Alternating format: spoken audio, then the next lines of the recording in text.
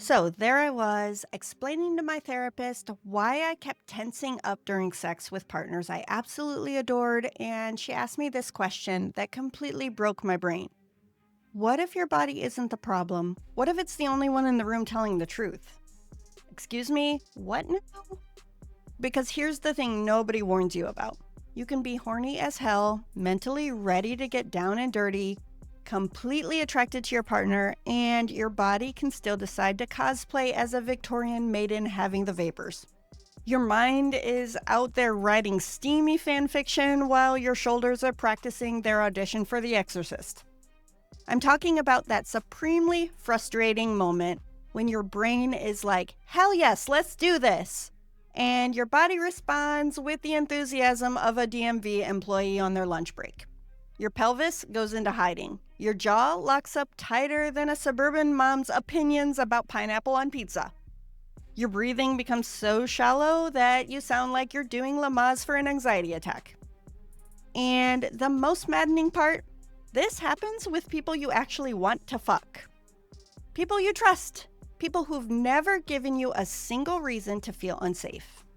Yet somehow your body is out here acting like you're about to star in a horror movie instead of a romantic comedy. Or maybe you're on the flip side. Everything feels amazing during the main event. You're present, you're connected, and you're having the time of your life. And then 20 minutes later, you're sobbing in the shower for reasons you can't explain, or you need to not be touched by another human being for the next 3 business days. If any of these scenarios feel painfully familiar, I want you to know something crucial. You are not broken, your sexuality isn't defective, your nervous system isn't sabotaging you for fun. Hey loves, this is Dr. Misty with Untamed Ember, where we talk about sex, shame, and why your hip flexors are apparently holding more emotional baggage than a reality TV star's Instagram comments. If you've ever felt like your body is just trolling you during intimate moments, like it's some kind of sexual gremlin that's actively sabotaging your attempts at pleasure, this episode is for you. Because, spoiler alert, your body isn't being a bitch for fun. It's actually trying to tell you something incredibly important. Today, we're diving into the wild world of somatic therapy and sexual embodiment. We're going beyond the basic nervous system 101 we've covered before and getting into the nitty-gritty of how different body-based approaches can help bridge that frustrating gap between hell yes and what the actual fuck is happening right now. Because here's the tea. When your body seems to be having a completely different experience than your mind, it's speaking a language most of us were never taught to understand. And once you learn to decode it, everything changes. Before we dive into the fancy therapeutic approaches, let's talk about what's actually happening when your body decides to peace out during experiences your mind is totally down for. Because I want to challenge this bullshit narrative that treats your body like some kind of malfunctioning sex robot that just needs the right button combination to work properly. Your body isn't sabotaging your sexuality for shits and giggles. It's not being the ultimate cockblock because it hates fun. When your shoulders turn into tiny mountains during foreplay, when your pelvis goes offline faster than a sketchy Wi-Fi connection, when your breathing gets so shallow you sound like a pug with anxiety, your body is actually being incredibly intelligent. So here's what nobody tells you. Your body remembers everything. And I mean everything.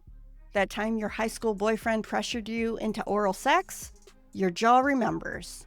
That medical exam where the doctor didn't explain what they were doing to your body, your pelvis remembers.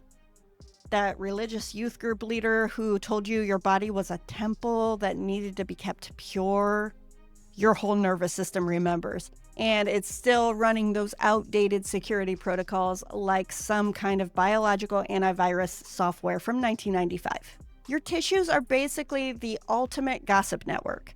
They're keeping receipts on every single time you had to disconnect from your body to survive something. Every time you had to smile and nod when someone touched you inappropriately. Every time you had to pretend you were fine when you absolutely were not.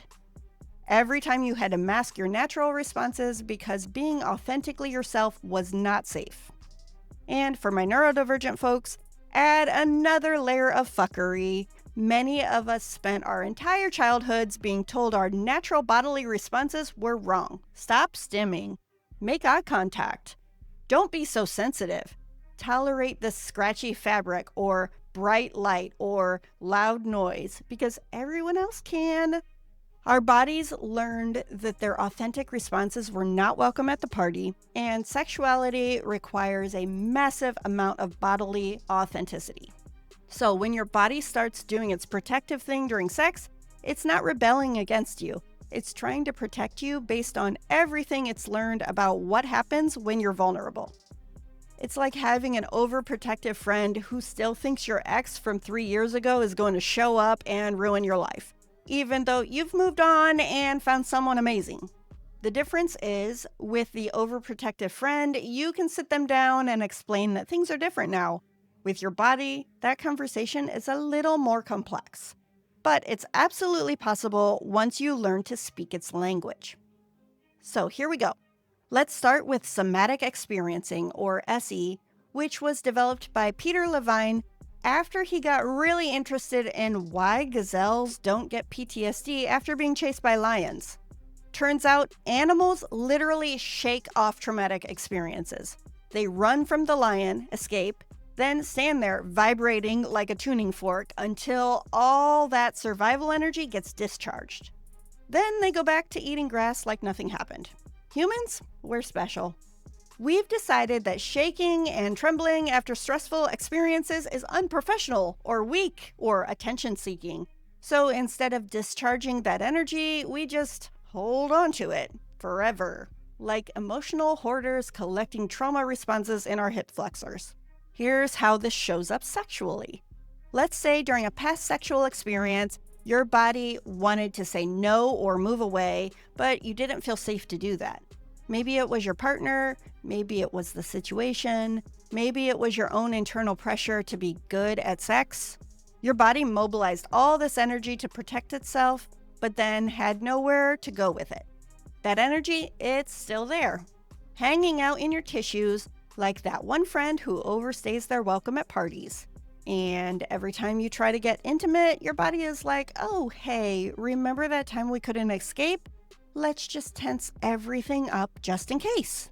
SE teaches us to track something called felt sense, which is basically your body's real-time commentary on what's happening. It's like having subtitles for your nervous system.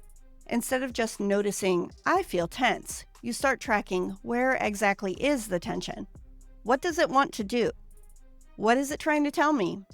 I work with someone, let's call her Sam, who got locked jaw every single time her partner went down on her. Like literally could not open her mouth afterward. She was mortified and convinced there was something wrong with her jaw. But then we explored it through an SE lens where we discovered her jaw was doing exactly what it needed to do. It was protecting her from saying something that once got her in massive trouble. Turns out the last time someone had gone down on her, she'd made a sound of pleasure and her partner immediately stopped and said, "Don't make that weird noise." Her jaw had been clenched ever since, making sure she couldn't make any noises that might get her rejected again. So instead of trying to force her jaw to relax, we let it do what it wanted to do. We exaggerated the clenching. We let her jaw tell its story. And once that old protective response finally felt heard and honored, it started to soften on its own.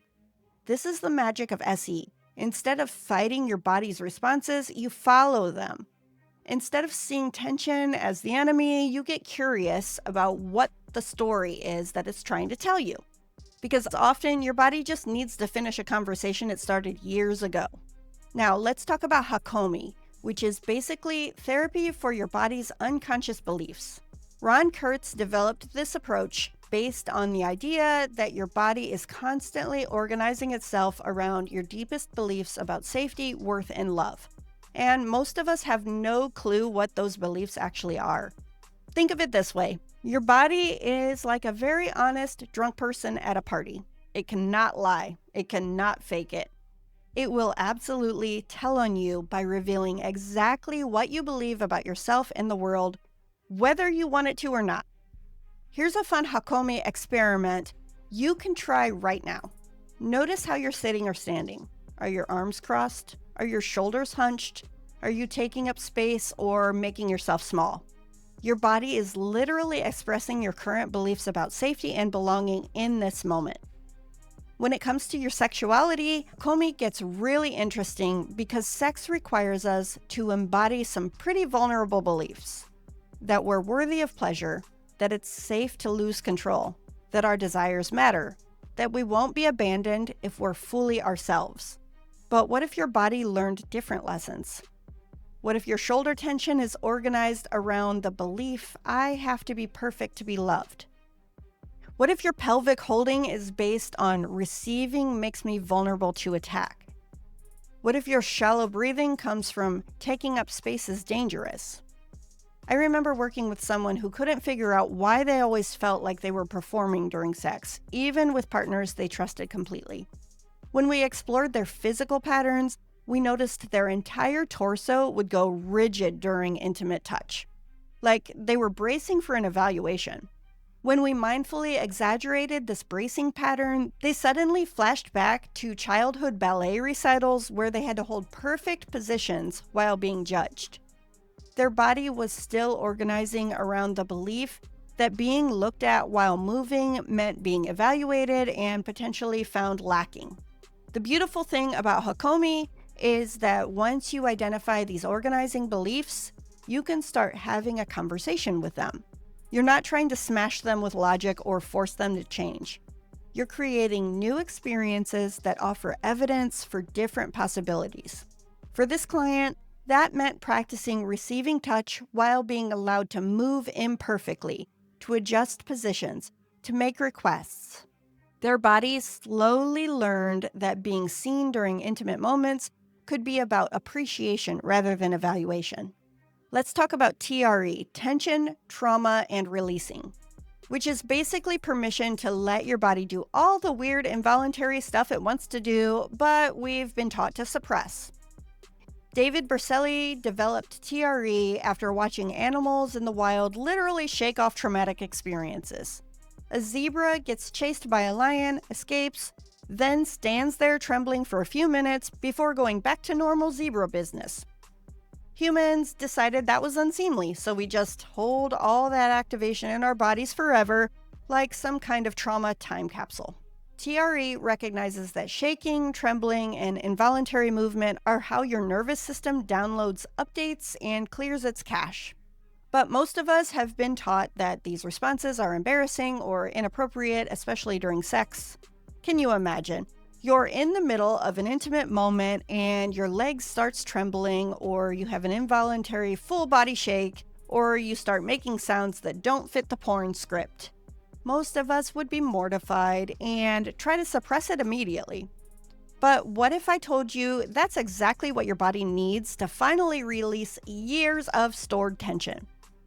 What if that shaking is actually your nervous system going, oh, thank God, finally we get to let go of all this old shit we've been carrying around? I worked with someone who described that they would always have this full body tremor after orgasm. They were convinced something was wrong with them and were considering seeing a neurologist. But when we explored it through a TRE lens, we realized their body was using a post-orgasmic state when your nervous system is naturally more open to discharge years of stored stress and trauma. Once they understood this as a healthy discharge process rather than a medical problem, they could actually support their body through it instead of fighting it. They started setting aside time after sexual experiences for whatever their body needed to do. Shake, cry, laugh, just be still. And gradually, as their nervous system learned it was safe to discharge this old activation, the intensity of the tremors decreased. For my neurodivergent folks, TRE is particularly revolutionary because it normalizes all those movement patterns we've been told to suppress. Your stimming isn't inappropriate during sex, it's intelligent nervous system regulation. Your need to rock and move rhythmically isn't weird, it's how your body stays grounded and present. The goal isn't to become some stone-still sex goddess who never moves involuntarily.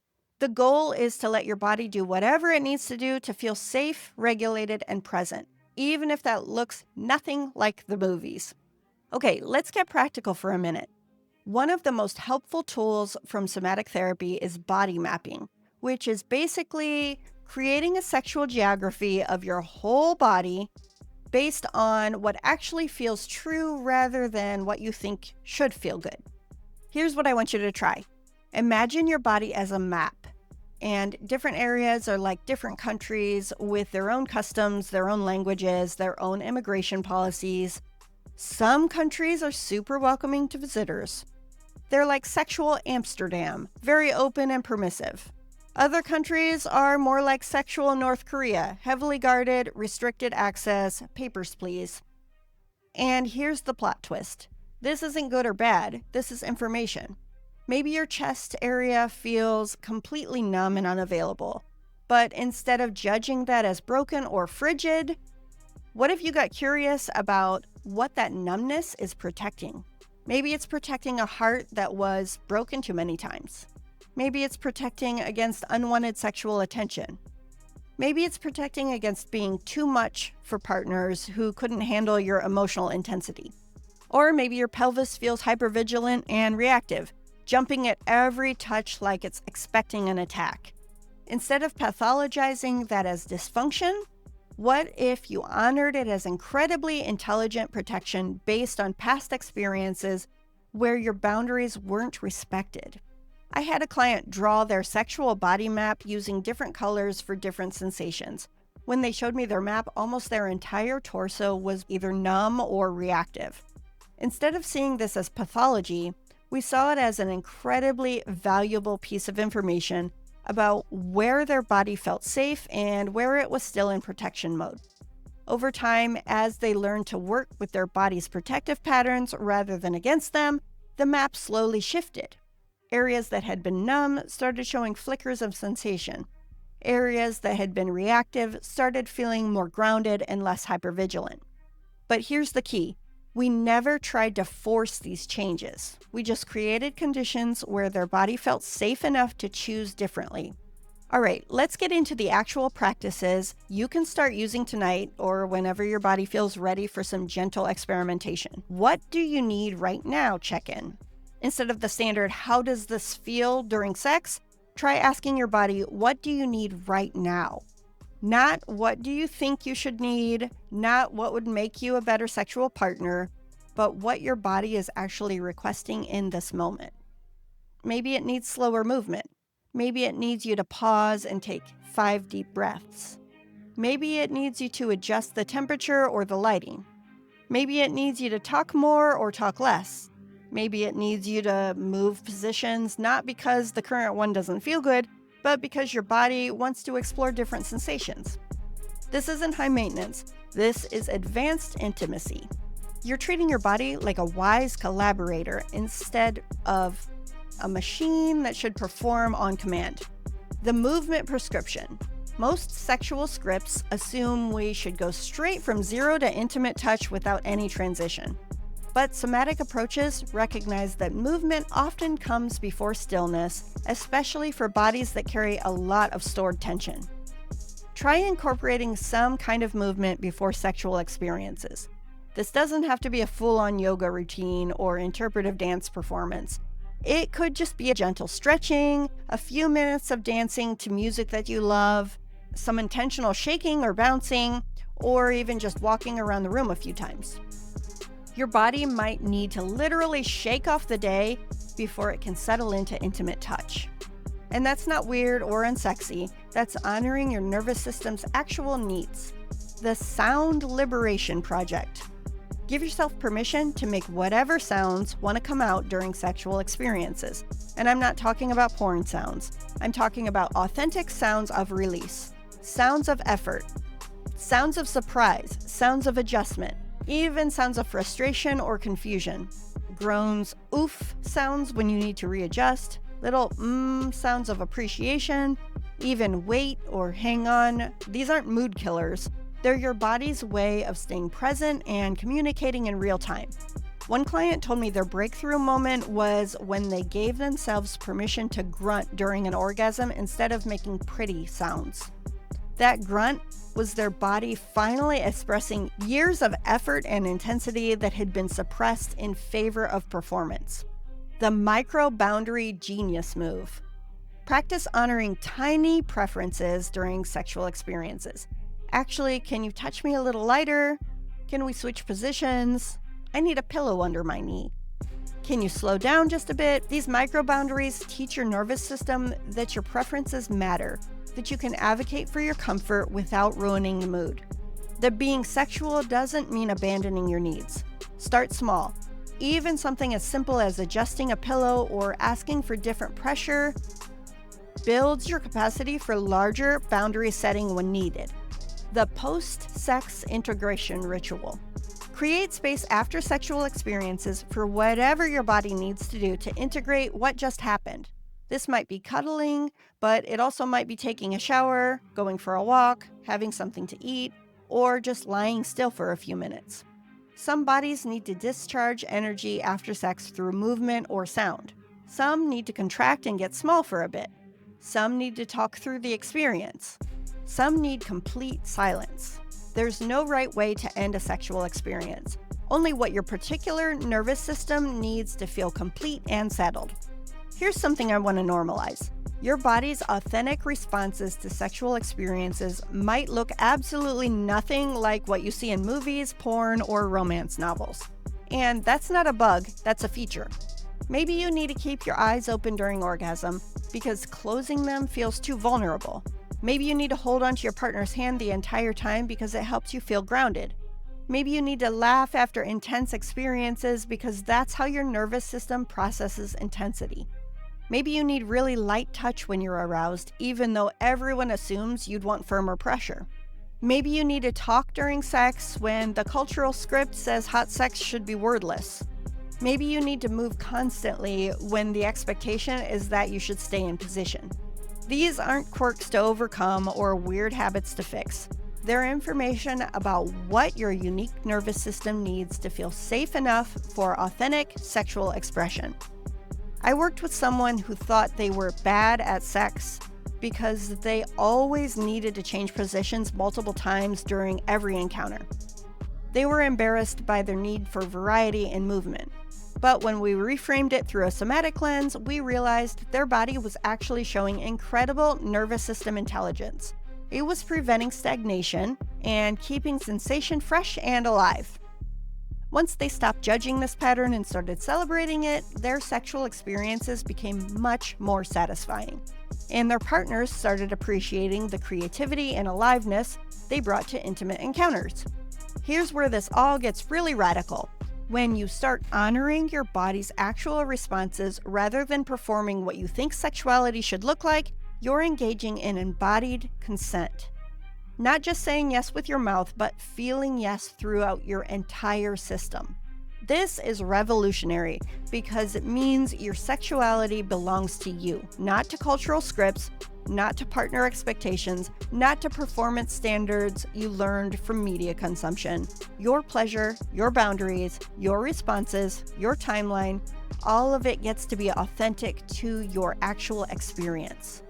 And this is particularly radical for those of us in marginalized bodies. If you're queer, trans, disabled, nerd, fat, or otherwise existing outside narrow cultural norms, you've probably received a lot of messages about how your sexuality should look to be acceptable. Somatic approaches say, fuck that noise. Your body gets to be sexual in whatever way feels authentic to its unique organization. This doesn't mean anything goes or that boundaries don't matter. It means your boundaries get to be based on your body's actual wisdom rather than external shoulds. It means your pleasure gets to unfold according to your nervous system's actual capacity rather than manufactured expectations. As we wrap up today's exploration of somatic approaches to sexual embodiment, I want to leave you with this. Every single protective response your body has developed around sexuality is evidence of its incredible intelligence and adaptation. Your jaw tension is your body remembering a time when it wasn't safe to speak your truth. Your pelvic numbing is your nervous system protecting you from sensations felt dangerous. Your need for specific types of touch is your body communicating exactly what it needs to feel safe enough for pleasure. When you start approaching your body's sexual responses with curiosity instead of judgment, with respect instead of frustration, something profound shifts. Your nervous system begins to trust that you're actually listening. And bodies that feel heard are much more likely to soften their protective patterns and risk the vulnerability that authentic sexual connection requires. Your sexual healing isn't about becoming some idealized version of a liberated lover who never has complicated responses. It's about developing a relationship with your body based on genuine partnership, honoring its wisdom while gently creating conditions where it might feel safe enough to try new experiences. This week, I invite you to try just one practice of somatic attunement during any intimate encounter, whether solo or partnered. Maybe it's asking your body what it needs before you start. Maybe it's giving yourself permission to move or make authentic sounds. Maybe it's honoring one tiny boundary that you'd normally override. And for those of you who are Ember Vault members, don't forget to grab this week's worksheet, your Sexual Somatic Intelligence Map. This guided exploration helps you identify your unique patterns of embodied sexual response, create a personal map of your sexual geography, and develop somatic practices that work specifically with your nervous system. Plus, there's a section on how to communicate your somatic needs to partners without sounding like you're reading from a therapy textbook. You'll find it waiting for you at untamedember.com. And if you haven't joined our free newsletter yet, you can join that at untamedember.kit.com to get free resources every week. Until next time, this is Dr. Misty with Untamed Ember, reminding you that your body is brilliant. It's not sabotaging your sexuality. It's protecting something precious while waiting for sufficient safety to emerge. And when you learn to speak its language, magic happens. See you next episode.